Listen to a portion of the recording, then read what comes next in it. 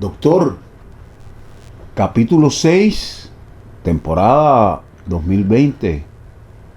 Y lo bueno y lo que me satisface de estos encuentros nuestros, suyos y míos, y la explicación que usted nos derrama. Es que estamos vivos todavía. No, pero además que generan nuevas preguntas y súper interesantes. Bueno, Y vamos a acá empezar tengo con una batería de preguntas, por ejemplo. Pero antes de empezar con las preguntas, Sí, vamos un reporte. Ok. Número uno, el socio mío, que es muy conocido por todos ustedes, Santiago Alpizar, ganó un caso de nosotros en Luisiana esta semana pasada. Fue una gran victoria. Es la segunda vez que Santiago logra ganar uno de los casos en Luisiana. Así que hay una joven cubana que hoy está ya en Miami y la felicito a ella y a Santiago y a Negra Granado, que es el otro abogado que fue con él, que es de Venezuela. También Julia tuvo un caso en la frontera. No ganó, pero pudo crear un récord de apelación que creo que vamos a poder apelar, en gran parte porque la jueza encontró que el cliente había dicho la verdad, tenía documentación, pero argumentando que había cambios en Cuba, no le otorgó el asilo. Así que va a ser una buena apelación y yo espero que ganemos ese caso. Otro caso en la frontera, Guidra, se pospuso hasta más adelante porque el gobierno no estaba listo para proceder. Que es una buena pregunta. Si el gobierno no está listo para proceder, muchas veces es mejor prolongar el caso para poder hacerlo más fuerte y demuestra que el gobierno estaba débil en su preparación, y eso puede ser de ayuda para nosotros. Así que esta semana hubo resultados mixtos, pero tuvimos victoria. Hemos echado para adelante algunos casos en la frontera y en detención, que son las cosas que más nos preocupan a nosotros. También logramos sacar bajo custodia la niña con un parol, los padres con grillete pero bajo palabra, sin parol, de una familia que estaba en San Diego. Así que hay pequeños logros. Lo que no va a cambiar y no se va a eliminar es el MPP. Lo que no va a regresar, y no hay discusiones que regrese, es pie seco, pie mojado. Lo que no va a regresar, no importa lo que se corre en la calle, es el programa especial para los médicos. Así que en este momento todo continúa una batalla. Algunos jueces en la frontera están hasta negando el asilo de las personas que entraron antes de julio 16, basado en la decisión que el gobierno sacó durante el verano pasado, y son errores de los jueces que llevarán a apelaciones. Otros jueces están otorgando protección contra la tortura, como se le otorgó a un cliente nuestro que llegó a la frontera después de septiembre del 2019. Así que el resultado sigue siendo mixto. Algunas victorias, algunas derrotas, pero la batalla continúa y yo espero tener más victorias en las semanas que vienen. Estamos esperando una decisión fuerte de un juicio que tuvimos en Georgia. El juez pospuso la decisión hasta el 24 de febrero, Día Patria. Yo espero que un día patria, Grito de Baile. el grito de Baile, yo espero que ese día, que comenzó la última guerra de independencia, el cliente mío obtenga su independencia de una cárcel de migración americana. Preguntas muy cortas, concisas y son muy puntuales e inteligentes nuestros cubanos. ¿Qué pasa a una persona que llega en balsa? ¿Qué capacidad tiene de pedir asilo? Una ¿Sí persona no? que llega en balsa puede solicitar asilo. Y en este momento yo tengo más de una docena de cubanos que en el 2019 entraron en balsa, no se presentaron a las autoridades, y lo que hemos hecho es solicitar asilo para ellos. Como se presentaron directamente a los Estados Unidos sin cruzar ningún otro territorio, tienen todo el derecho de pedir asilo en los Estados Unidos. Y en este momento estamos esperando entrevistas para ellos. El que más tiempo lleva esperando, lleva 8 meses esperando para su entrevista de asilo. Lo bueno es que como presentamos los asilos a tiempo, 150 días después de la presentación de asilo, puedo solicitarles a ellos un permiso de trabajo. Ahora, si entran, y es una buena pregunta y me da para poder responder algunas preguntas que me hacen diariamente. Si uno entra en balsa o de forma ilegal por la frontera, no tiene derecho al ajuste cubano. El ajuste cubano, por definición, requiere una entrada después de inspección en la frontera con el aeropuerto de los Estados Unidos. Usualmente lo han definido como con un parol o con una visa. Entonces, si usted entra sin presentarse y entra sin visa o sin parol, entra bajo fianza, con un grillete, hasta con la orden de libertad condicional, no le han otorgado el ajuste cubano. Solamente aquellas personas que han entrado con parol o con visa en este momento tienen una garantía del ajuste cubano. Y las personas que entran con el ESTA, sea de Italia o sea de España, también se pueden legalizar por el ajuste cubano. Pero ningún balsero, ninguna persona que entra por la frontera sin haberse inspeccionado por el gobierno americano tiene derecho al ajuste cubano. También ninguna persona que está detenido en un centro de migración americano por más de un año tiene derecho al ajuste cubano porque no ha entrado formalmente a los Estados Unidos. ¿Qué es el récord?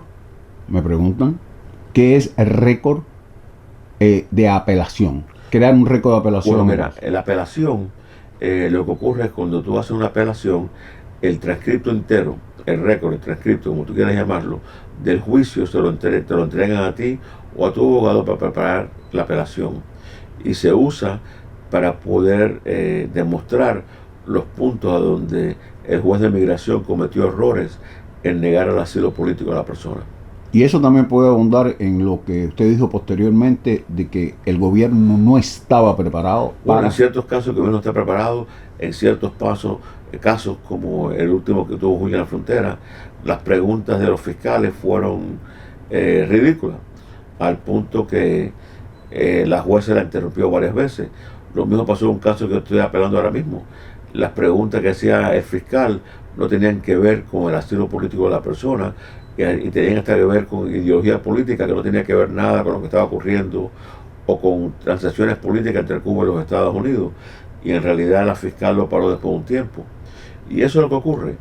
Tú tienes que poder usar el testimonio de la persona, de tu cliente, la decisión del juez y también el tipo de preguntas que los fiscales hicieron que demuestran que los fiscales no pudieron demostrar que la persona no era perseguida.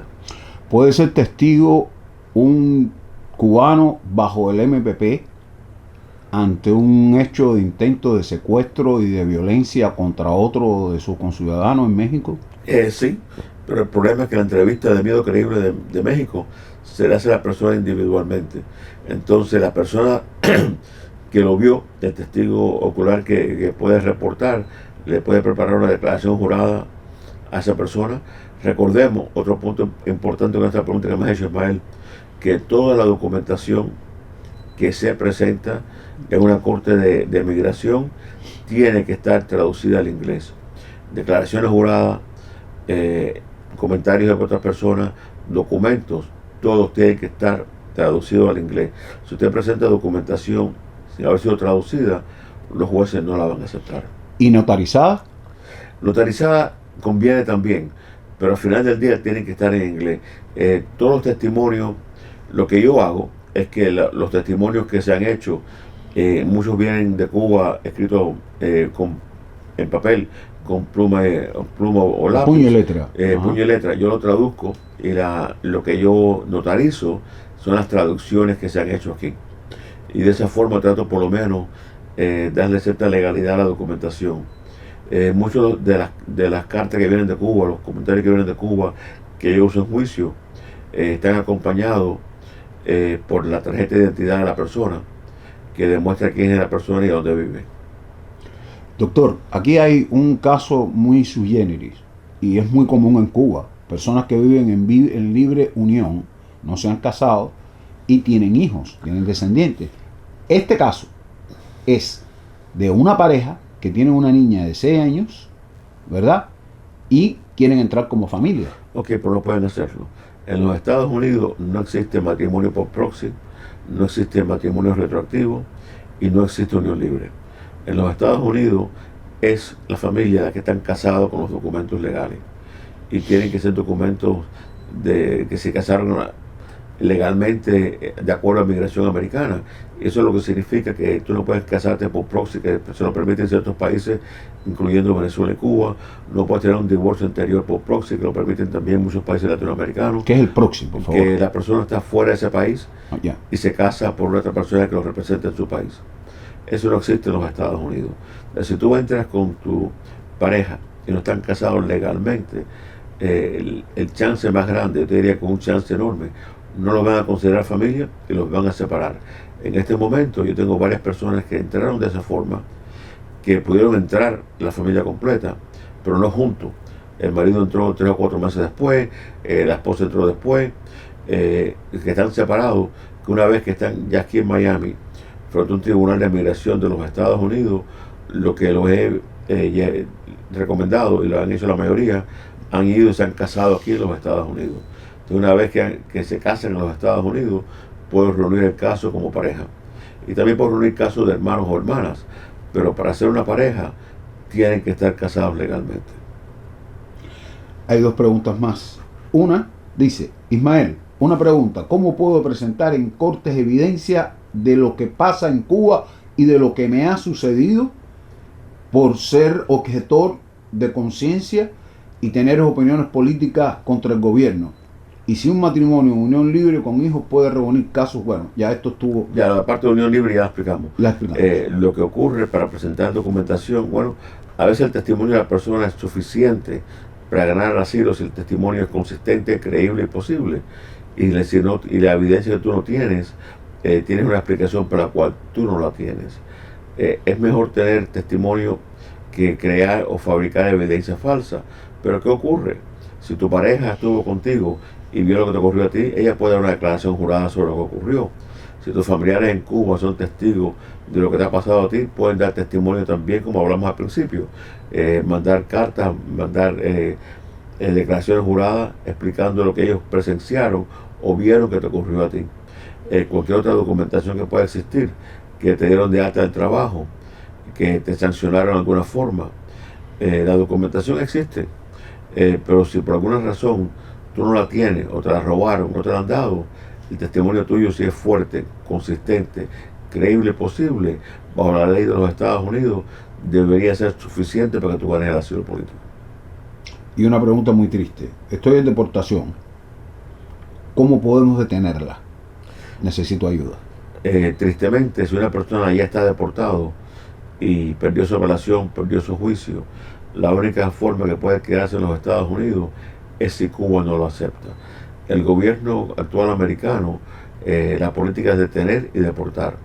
Y desafortunadamente, si una persona está en custodia y ya tiene una orden final de deportación, lo van a devolver a Cuba. Chances son que Cuba lo va a aceptar. Cuba está aceptando casi el 100% de las personas que llevan menos de 2 años fuera de Cuba y está cumpliendo con sus acuerdos migratorios con los Estados Unidos. Es más, que no solamente está aceptando a las personas que entran por la frontera que no tienen delitos criminales, está también aceptando un grupo pequeño de cubanos que llevan en algunos casos 15 y 20 años en los Estados Unidos, en algunos casos 40 años en los Estados Unidos, y lo está devolviendo a Cuba con delitos criminales, y Cuba está aceptando a algunos de ellos mensualmente. Doctor, ¿y cómo es después de la última corte? Si esa última corte se pierde y el cubano decide, el cliente decide a apelar, ¿qué sucede con esa apelación? Si ¿Es en México o es dentro? Mira, una buena pregunta. Si usted apeló en el MPP y lo devuelven a México, apele, se queda en México. Ahora, si lo invitan a regresar al centro de detención, a donde tuvo su juicio, para revisar su apelación, les digo ahora que el chance más grande, más de un 90%, es que lo van a detener y lo van a deportar a Cuba. Si usted perdió su asilo, lo regresaron a México para apelar, y usted no apela, no se presenta a un centro porque lo van a detener y lo van a deportar a Cuba. Si usted apela y pierde la apelación, no vaya al centro porque lo van a detener y lo pueden detener durante la apelación y lo pueden deportar a Cuba. Entonces, mi recomendación es que si usted pierde su caso en la frontera y lo regresen a México, espere en México, pero tiene que tener claro que si usted se presenta, corre un riesgo altísimo que lo detengan y lo deporten. Si usted pierde y está perdiendo la apelación, considere buscar cómo legalizarse en México, o tristemente piense en ir a un tercer país, o tristemente considere regresar a Cuba, porque es mejor regresar por su propia cuenta que esperar que el gobierno mexicano lo detenga o que el gobierno americano lo detenga y lo deporte. Como siempre, muchísimas gracias. Gracias a ti, Ismael.